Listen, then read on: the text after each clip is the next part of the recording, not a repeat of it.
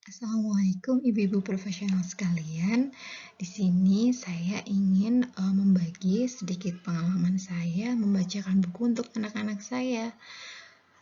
Anak-anak itu senang membaca loh, dan mereka sangat senang kalau kita ajak membaca. Jadi, mari kita bacakan buku untuk anak-anak kita.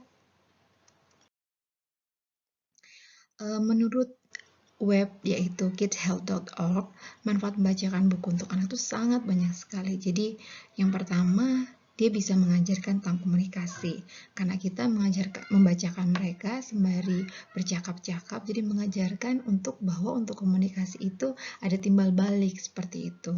Kemudian juga bisa digunakan untuk mengenalkan konsep angka, warna, huruf, juga bentuk, tapi dengan cara yang lebih menyenangkan dan tidak menggurui. Karena misalkan sembari kita membaca, kita mengenalkan dia pakaiannya warnanya apa, kemudian dia misalkan membawa berapa tas atau membawa berapa sepatu seperti itu. Jadi sebenarnya belajar tapi dengan cara yang lebih menyenangkan dan tidak seperti sedang belajar.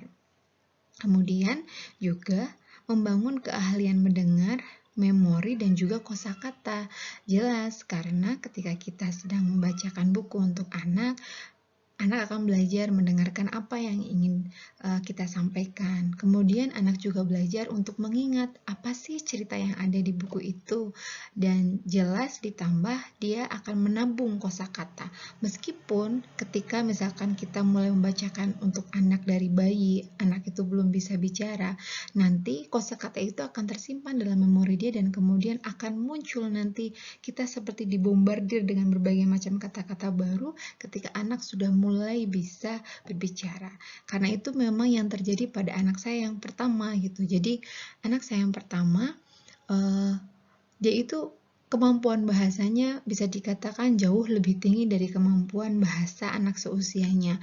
Dia dalam usia 2 tahun dia sudah bisa merangkai kalimat SPOK, kemudian dia punya kosakata-kosakata yang kadang saya juga heran dari mana dia mendapatkannya, tapi ketika saya ingat-ingat, oh iya, di salah satu buku ceritanya ada yang menceritakan tentang kosakata itu gitu. Jadi bahkan saya juga sampai terkejut-terkejut dengan memori kosakata yang dia simpan dari cerita yang saya sampaikan kepadanya setiap malam.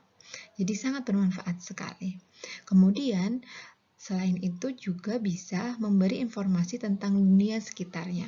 Jadi dia jadi mengerti ada misalkan yang disebut sebagai salju, satu daerah yang itu tidak ada dalam lingkungan hidupnya, kemudian berbagai macam kebiasaan-kebiasaan yang ingin kita kenalkan.